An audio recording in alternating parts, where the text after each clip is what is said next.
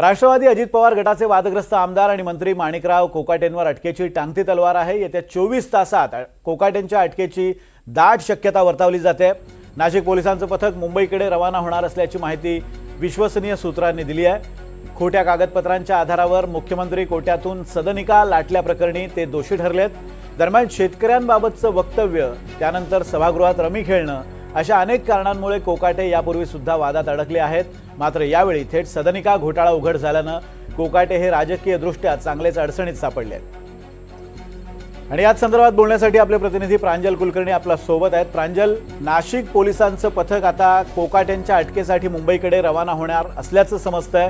काही तांत्रिक बाबींची पडताळणी केली जाते। काय अपडेट्स आहेत? कोकाटेंना अटक होण्याची शक्यता कितपत वाटते आज?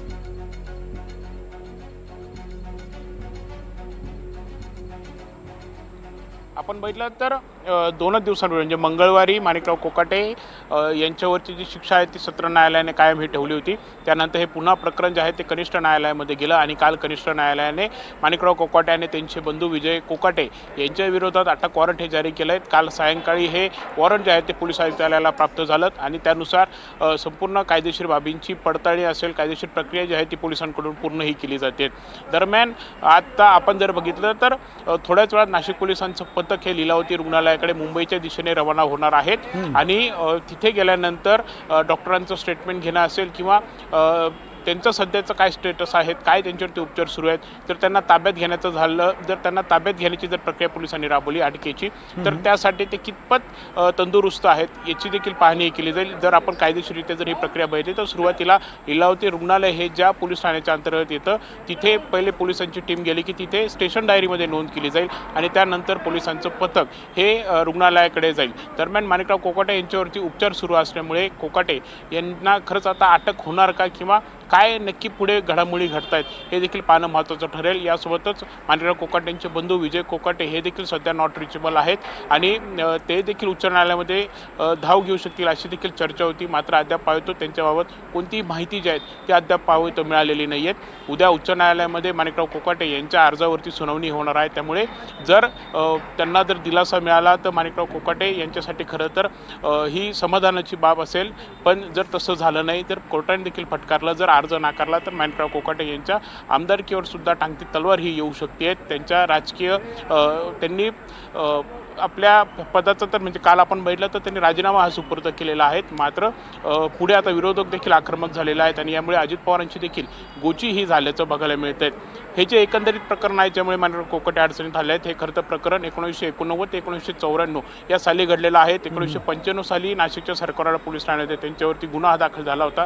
97 साली चार्जशीट हे दाखल झालेलं होतं। हे जवळपास 30 वर्षांपूर्वीचं प्रकरण जे आहे ते आता माणिकराव कोकाटे यांना भोवल्याचं बघायला मिळतंय। त्यामुळे आता काय नक्की घडामोडी घडत आहेत, पोलीस नाशिक पोलिसांची काय नक्की ॲक्शन ते घेत आहेत हे पाहणं महत्त्वाचं ठरेल। अगदी प्रांजल, दिलेल्या अपडेट्सबद्दल धन्यवाद। आता कोकाटेंच्या अटकेची शक्यता आज किती आहे याबद्दल मात्र अजूनही संभ्रम कायम आहे। कोकाटेंना आज अटक होणार की उद्या उच्च न्यायालयाच्या निर्णयानंतर पुढची कारवाई होणार हे पाहणं महत्त्वाचं असेल। दरम्यान कोकाटेंच्या राजीनाम्यानंतर खासदार संजय राऊतांनी कोकाटेंवर जोरदार टीका केली आहे, तर बावनकुळेंनीही काय प्रतिक्रिया दिली आपण पाहूयात।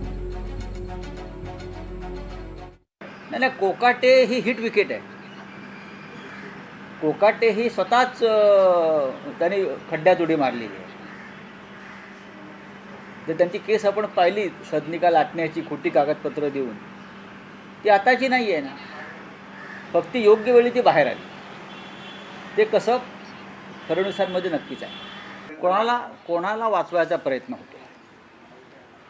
ज्या विधानसभा अध्यक्षांनी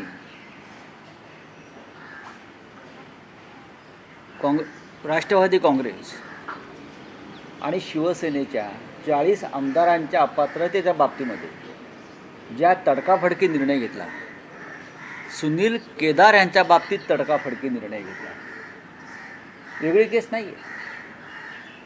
पण महाराष्ट्रातले अजित पवार गटाच्या एका मंत्र्याला 2 वर्षाची शिक्षा होऊन सुद्धा ते अद्याप मंत्रिपदावर कायम आहे आणि त्यांच्या आमदारकीबाबत सुद्धा राहुल नार्वेकर यांनी जे विधान केलेलं आहे, कोर्टाची मूळ प्रत येऊ द्या, अशा कोणत्या मूळ प्रतीवरून त्यांनी इतरांवर कारवाया केल्या? असं आहे त्या राष्ट्रवादी काँग्रेसमध्ये त्यांचे नेते अजितदादा पवार आहे. अजितदादा पवारांनीच त्या ठिकाणी निर्णय घ्यायचा आहे. अजितदादांनीच त्या ठिकाणी निर्णय घेऊन त्या ठिकाणी आपल्या पक्षाबद्दल किंवा आपल्या नेत्याबद्दल चर्चा करायची आहे आणि त्यामुळे अजितदादाच निर्णय करतील. दरम्यान माणिकराव कोकाटेंनी पक्षाकडे स्पष्टीकरण दिल्याची माहिती कोकाटेंच्या निकटवर्तीयांनी एनडीटीव्ही मराठीला दिली आहे. कोर्टानं दिलेली शिक्षा ही ऐकीव साक्षीच्या आधारे असल्याचा दावा कोकाटेंनी स्वपक्षाच्या नेतृत्वाकडे केल्याचं कळतंय. हायकोर्टात दिलासा मिळेल असा विश्वास कोकाटेंनी आपल्या पक्ष नेतृत्वाकडे व्यक्त केलाय. पण अजित पवार हायकोर्टाच्या निर्णयाची वाट पाहणार का, याकडे आता सर्वांचं लक्ष लागलंय.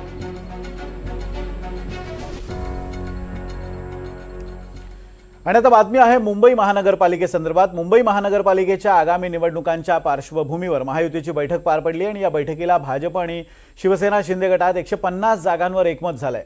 तर युतीच्या नेत्यांची 77 जागांवर चर्चा सुरू आहे. मुंबई आणि ठाण्यासह 150 जागांवर भाजप आणि शिवसेना एकत्र लढणार असल्याची माहिती भाजप नेते अमित साटम यांनी दिली आहे. तर 150 पेक्षा जास्त जागा आम्ही जिंकू असा विश्वास उदय सामंत यांनी व्यक्त केला आहे. दरम्यान बैठकीला राष्ट्रवादीचा मात्र एकही नेता उपस्थित नव्हता. 150 जागांवरती आमचं एकमत झालेलं आहे. उर्वरित जागांची चर्चा ही सुरू आहे. पुढच्या 2 दिवसामध्ये उर्वरित जागांवरतीही आम्ही चर्चा करू आणि या ठिकाणी युतीची घोषणा होईल. म्हणजे युती झालेलीच आहे, फक्त या संदर्भामध्ये जागांची जी चर्चा आहे ती 150 जागांच्या संदर्भामध्ये आमचं एकमत हे झालेलं आहे. मला असं वाटतं की आज मुंबईच्या संदर्भातला विषय आपला चालू आहे. ठाण्यामध्ये देखील जी चर्चा होणार आहे भाजपाच्या नेत्यांबरोबर ती देखील आमची यादी माननीय एकनाथ शिंदे साहेबांनी जाहीर केलेली आहे. तिथे देखील युती होईल. कुठेही चिंता करण्याची काही आवश्यकता नाही. सध्या अमितजींनी भाजपाचे अध्यक्ष म्हणून जी भूमिका मांडलेली आहे तीच आमची सगळ्यांची भूमिका आहे आणि जिथं जिथं काही अडचणी निर्माण होतील तिथं आम्ही नेत्यांशी बोलू. आणि याच संदर्भात आपले प्रतिनिधी सागर कुलकर्णी यांच्याकडून आपण अधिक माहिती घेऊयात. सागर, जागा वाटपावर आता जवळपास एकमत होत आलेलं आहे, अर्थात वेळ पण कमी राहिलेला आहे. पुढच्या महिन्यात या निवडणुका आहेत, त्यामुळे 150 जागांवर मुंबई महापालिकेत दोन्ही पक्षांचा एकमत झालं. आता उरलाय प्रश्न 77 जागांचा. पण ज्या सर्वेचा आधार घेऊन जागा वाटप केलं जातंय किंवा गेल्या वेळच्या संख्याबळाच्या आधारे जागा वाटप केलं जातंय, नेमके या जागा वाटपात निकष काय आहेत, हा पहिला प्रश्न. आणि दुसरा प्रश्न म्हणजे एकनाथ शिंदे यांना मराठी बहुल भागामध्ये अधिक जागा मिळणार आहेत का? एका दृष्टिकोनातनं ज्यावेळेस हे दोन्ही साईडनी प्रमुख नेते चर्चा करत आहेत त्याच्यामध्ये प्रामुख्याने जिथे विद्यमान नगरसेवक जिंकलेला आहे आणि जिथे जिंकण्याची पुढची 100% गॅरंटी आहे ती जागा पहिल्यांदा त्या पक्षाला दिली जाते. उदाहरण जर घ्यायचं तर अनेक पश्चिम उपनगरामध्ये भाजप याचे नगरसेवक हे चांगल्या मार्जिननी 2017च्या निवडणुकीत जिंकलेले आहेत. त्यामुळे तिथल्या बहुतेक सर्व जागा ज्या आहेत त्या भाजपाच्या कमळ चिन्हावर लढवल्या जातील असं सांगितलं जातं. आता मुद्दा राहतो उपस्थित दुसऱ्या क्रायटेरियाचा, तो म्हणजे ज्या ठिकाणी दोन्ही पक्षाचे उमेदवार काही कमी मार्जिननी जिंकलेले आहेत पण तिथे स्थानिक परिस्थिती आता बदललेली आहे. कारण की समोर 2 मराठी ठाकरे एकत्रित मराठी अजेंड्यावर एकत्रित येत आहेत आणि बरोबर काँग्रेससुद्धा जर विरोधात आहे तर त्या तिथली स्थानिक जी परिस्थिती आहे ती कशा स्वरूपामध्ये बदल करावी या दृष्टिकोनातनं क्रायटेरियाचा विचार केला जातो आहे. आज जी चर्चा झालेली आहे त्याच्यामध्ये प्रामुख्याने विधानसभानिहाय चर्चा झाल्याची माहिती समोर येते, ज्याच्यामध्ये प्रत्येक एका विधानसभेमध्ये जवळपास 6 वॉर्ड आहेत आणि या 6 वॉर्डच्या अंतर्गत जे कुठले उमेदवार महायुतीचे असू शकतात आणि प्रामुख्याने जर याच्यामध्ये एक जागा भाजपला दिली तर भाजप तिथे अधिक प्रभावी ठरतोय का शिवसेना धनुष्यबाण प्रभावी ठरतोय अशा दृष्टीने ही चर्चा झालेली आहे. याच्यामध्ये जवळपास 150 जागा या 227 पैकी स्पष्ट झालेल्या आहेत की कुणी कुठल्या लढवायच्या आणि यामध्ये जवळपास 90पेक्षा जास्त जागा या भाजपाच्या कमळ चिन्हाच्या आहेत. आता मुद्दा राहतोय जो तिसरा की कुठल्या जागा क्रुशल असतील आणि ज्या ठिकाणी मराठी बहुल भाग आहे अशा ठिकाणी काय करायचं आहे. तर जवळपास पारंपरिक पद्धतीने धनुष्यबाण जिंकत असणाऱ्या जागा त्या ठिकाणी धनुष्यबाणच चिन्ह असेल. कदाचित जर एकनाथ शिंदेंकडे जर उमेदवार नसेल तर त्या ठिकाणी भाजप उमेदवार दिला असं जवळपास ठरलेलं आहे. आणि काही ठिकाणी एकनाथ शिंदेंचे आमदार असणार आहेत पण त्या ठिकाणी भाजप बहुल भाग असणारा भाजपला मानणारा एक मोठा मतदार आहे. अशा ठिकाणी भाजपाचा उमेदवार दिला जाईल जो तिथल्या स्थानिक जातीचा धर्माचा आणि पंथ या सगळ्या गोष्टींचा विचार केला जाईल असंच एक कॉम्बिनेशन ठरलेलं आहे. जवळपास उर्वरित ज्या 70पेक्षा जास्त जागा आहेत त्या बाबतीत मात्र कुशल चर्चा पुढल्या 2 दिवसामध्ये होणार आहे. यात प्रामुख्याने जी चर्चा होणार आहे ती म्हणजे जिथे दोन्हीही दावे केले जात आहेत. म्हणजे अनेक असं आता उदाहरण जर पाहिलं तर पश्चिम उपनगरामध्ये प्रकाश सुर्वे हे विद्यमान शिवसेनेचे एकनाथ शिंदेचे आमदार आहेत, पण त्यांच्या मतदारसंघामध्ये प्रवीण दरेकर गेले अनेक वर्ष काम करत आहेत. त्यामुळे प्रवीण दरेकर काही वॉर्डवर दावा करत आहेत भाजपसाठी. अशा काही क्रुशल जागा आहेत की तिथे याबाबतच्या चर्चा होतील त्या पुढच्या 2 दिवसामध्ये होणार आहेत. याचा अर्थ त्यांच्या कॅम्पेनचा जो भाग आहे की मुळात आम्ही जसं आत्ता काही वेळांपूर्वी जर आपण ऐकलं आम्ही साटम किंवा उद्धव सामंतांचं म्हणणं होतं की विधानसभेला जसं आम्ही उमेदवार हा मुद्दा कॅन्डिडेट धरला नाही, जो जिंकतोय त्याला पक्षचिन्ह द्यायचं आणि तो भले आमच्या पार्टीत नसेल किंवा त्यांच्या पार्टीत नसो, आम्ही एकमेकांना एक्सचेंज करू. पण जिंकणं हा क्रायटेरिया ठरवायचा आहे. जवळपास 150 जागा जिंकण्याचं टार्गेट या प्रमुख नेत्यांनी ठरलेलं आहे आणि यातल्या काही जागांचा जो क्रुशल निवाडा निघणार नाही या होणार नाही या ते अखेर कन्क्लुजन काढण्यासाठी राज्याचे मुख्यमंत्री देवेंद्र फडणवीस आणि एकनाथ शिंदे यांच्यासमोर जाण्याची सुद्धा तयारी त्या दोन्ही प्रमुख नेत्यांच्या समितीमध्ये जे आहेत त्यांनी ठरवलेली दिसून येते. अगदी सागर, दिलेल्या अपडेट्सबद्दल धन्यवाद. आत्ताच्या घडीची एक मोठी बातमी येते ती म्हणजे कोकाटेंच्या अटकेसाठी नाशिक पोलीस आता मुंबईत येणार आहेत. आत्ताच्या घडीची ही ताजी अपडेट आपण पाहतोय. सध्या मुंबईच्या लीलावती रुग्णालयात दाखल असलेल्या कोकाटेंच्या प्रकृतीबाबत डॉक्टरांशी बोलून नाशिक पोलिसांचं पथक अटकेबाबतचा पुढचा निर्णय घेणार असल्याचं समजतंय. या घडीची ही मोठी अपडेट आपण पाहतोय. कोकाटेंची तब्येत ठीक नसेल तर अटकेऐवजी नजरकैदेत ठेवण्याचा पर्याय सुद्धा नाशिक पोलीस अवलंब त्याचा करू शकतात असंही समजतंय. कोकाटेंच्या अटकेसाठी नाशिक पोलीस आता मुंबईत दाखल होणार असल्याची विश्वसनीय सूत्रांनी माहिती दिली आहे. पुन्हा एकदा प्रांजलकडे जाऊयात. प्रांजल, आता असं कळतंय की लीलावती रुग्णालयातल्या डॉक्टरशी बोलून अटकेबाबतचा निर्णय घेतला जाणार आहे. याबाबतचे काय अपडेट्स आहेत?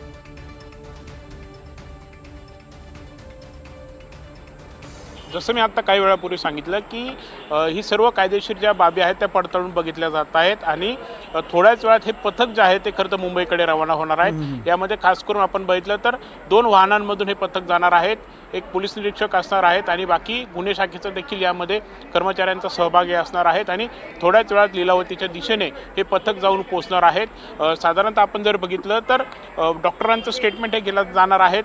माणिकराव कोकाटेंची सध्याची त्यांच्यावरती उपचार काय सुरू आहेत, जर त्यांना ताब्यात जर घ्यायचं झालं तर तेवढे ते खरंच तंदुरुस्त आहेत का, त्यांचे फिटनेस सर्टिफिकेट देखील बघितलं जाईल आणि त्यानंतर ही संपूर्ण कारवाई जी आहे ती केली जाणार आहेत. दरम्यान आपण जर या आधीचे काही उदाहरणं बघितले तर उपचार दरम्यान अटकेची कारवाई होऊ शकत नाही. त्यामुळे रुग्णालयाबाहेर पोलिसांकडून पहारा दिला जाऊ शकतो आणि माणिकराव कोकाटे यांना नजरकैदेत हे ठेवलं जाऊ शकतं. किंवा आता आपण जर बघितलं तर उद्या खरं तर उच्च न्यायालयामध्ये यामध्ये सुनावणी देखील होणार आहे. त्यामुळे एकंदरीतच आता नाशिक पोलिसांची पुढची कारवाई नक्की काय असणार आहेत, काय घडामोडी होणार आहेत हे पाहणं महत्त्वाचं ठरणार आहे. अगदी कदाचित उद्या न्यायालयीन प्रक्रियेदरम्यान न्यायालयाने खडे बोल सुनवायला नको, विशेषतः अटकेवरून. त्यासाठी कदाचित ही दक्षता घेतली जात असावी असं सुद्धा बोललं जाते. धन्यवाद प्रांजल दिलेल्या अपडेट्सबद्दल.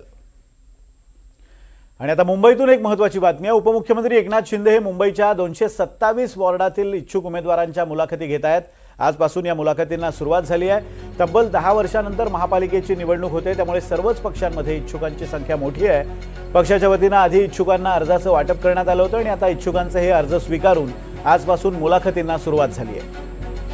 ऋतिक गणकवार आपले प्रतिनिधी आपल्याला या संदर्भात अधिक अपडेट्स देत आहेत. ऋतिक, 2 प्रश्न आहेत. एक प्रश्न म्हणजे इच्छुकांची संख्या सर्वच पक्षात मोठी आहे. आज ज्या मुलाखती होत आहेत साधारण किती उमेदवार तिथं इच्छुक उमेदवार दाखल झालेले आहेत, हा पहिला प्रश्न. आणि दुसरा प्रश्न म्हणजे 227 जागांसाठी मुलाखती घेतल्या जात आहेत, पण आपण आत्ता जी बातमी बघितली काही वेळापूर्वी त्यात 150 जागांवर एकमत झालंय. जर जागा पूर्ण लढवायच्या नसतील तर 227 जागांवरच्या मुलाखती का घेतल्या जात आहेत?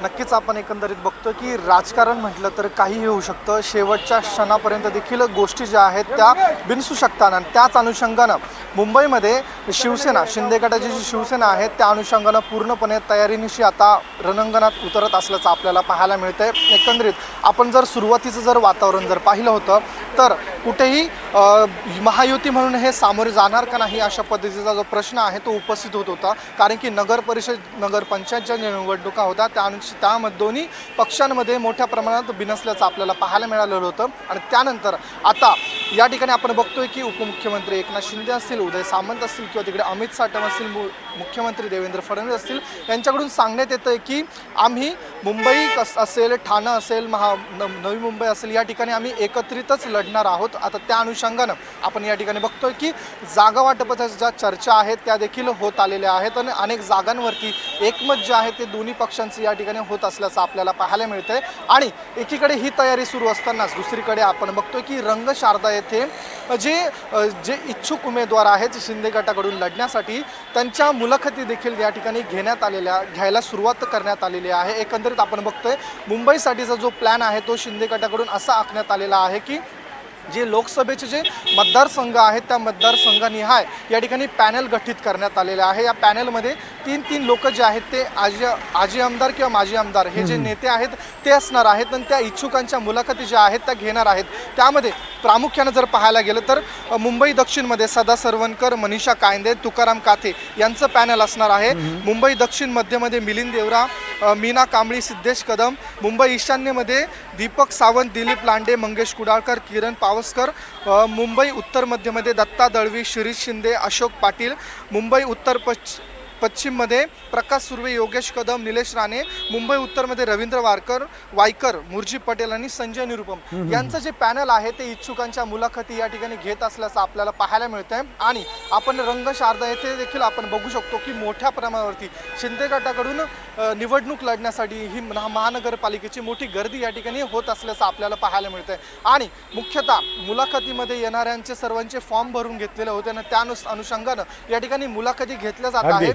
प्रथमतः जो उमेदवार आहे त्याचा जनसंपर्क किती दांडगा आहे, तो लोकांचे कामं किती करतो, हे जे प्रमुख मुद्दे आहेत त्याच अनुषंगानं या मुलाखती पार पडत असल्याचं आपल्याला पाहायला मिळतंय. अगदी तीन नेत्यांच्या समित्या नेमून या मुलाखती घेतल्या जात आहेत. विशेषतः लोकसभा निहाय या समित्या नेमल्या गेल्या आहेत आणि त्या आधारावर या मुलाखतींचा कार्यक्रम पार पडतोय. धन्यवाद ऋतिक दिलेल्या अपडेट्सबद्दल. आणि आता पुढची बातमी आहे साताऱ्यातून. सातारा जिल्ह्यातील सावरी गाव इथल्या ड्रग्ज प्रकरणात राजकीय धागेदौरे समोर आले. संबंधित ड्रग्ज कारखान्याची जागा ही उपमुख्यमंत्री एकनाथ शिंदे यांचे बंधू प्रकाश शिंदे यांच्या नावे असल्याची धक्कादायक माहिती समोर आली आहे. काँग्रेसचे प्रदेशाध्यक्ष हर्षवर्धन सपकाळ यांनी एक ट्विट करत थेट ड्रग्ज फॅक्टरी असलेल्या जागेचा 7/12 ट्विट केलाय. या 7/12वर प्रकाश शिंदेंचं नाव स्पष्ट दिसत असल्यानं प्रकाश शिंदेंच्या अडचणी वाढल्यात. त्यामुळे या प्रकरणात राजकीय नेत्यांचा हात आहे का असा सवालही उपस्थित केला जातोय. राहुल तपासे आपले प्रतिनिधी आपल्याला अधिक माहिती देत आहेत. राहुल, या प्रकरणात आता राजकीय हस्तक्षेप होत असल्याचा आरोप आधीपासून होत होता, मात्र आता काही पुरावे समोर येतात. विशेषतः हर्षवर्धन सपकाळ यांनी केलेलं ट्विट असेल किंवा सुषमा अंधारे यांनी दाखवलेले पुरावे असतील, ही जागा प्रकाश शिंदेंच्या मालकीची असल्याचं त्यातून दिसतंय. यावर आता काय अपडेट्स तिथं स्थानिक स्तरावर सुरू आहेत? विनोद, खरं तर ज्या वेळेला हे कागदपत्री सुषमा अंधारे यांनी दाखवलेलं होतं संपूर्ण महाराष्ट्राला पत्रकार परिषद घेऊन, त्याचबरोबर ह्यांनी आता ट्विट केलेलं आहे. असं असलं तरी प्रकाश शिंदे यांनी जी काही मुलाखत दिलेली आहे त्याच्यामध्ये त्यांनी या सगळ्या आरोपांचं खंडन करत त्यांनी ती जागा, ती हॉटेल हे माझं नसल्याचं एकंदरीत सांगण्याचा प्रयत्न त्यांनी केलेला आहे. हे सांगत असताना त्यांनी याबाबत आपण न्यायालयीन लढाई लढणार असल्याचं एकंदरीत सांगितलेलं आहे. एका बाजूला असं असताना दुसऱ्या बाजूला शंभूराज देसाईंनीही पत्रकार परिषद घेऊन यामध्ये शिवसेनेचा म्हणजे एकनाथ शिंदे साहेबांचा किंवा इतर कोणाचाही संबंध नाही, ही जागा भाडे तत्वावरती देण्यात आलेली होती, या संदर्भामध्ये ही अधिकृत पुरावे आलेले नाहीत. त्यामुळं या शिवसेनेचा म्हणजे एकनाथ शिंदे असतील अथवा त्यांचे भाऊ असतील अगदी यांचा कोणताही संबंध नाही असं एकंदरीत सांगण्याचा प्रयत्न सध्या केला जातोय. त्यांच्या कार्यकर्त्यांकडून, नेते मंडळींकडून केला जातोय. मात्र याच्यामध्ये आता 2 नेत्यांची नावं आता समोर येताना पाहायला मिळाली. ती म्हणजे जो काही मोरे म्हणून पुण्यामध्ये एकाला ताब्यात घेतलेला आहे तो राष्ट्रवादी. अगदी या संदर्भात अपडेट घ्यायला राहुल तुमच्याकडे येतो, पण आता एक ताजी अपडेट समोर येते.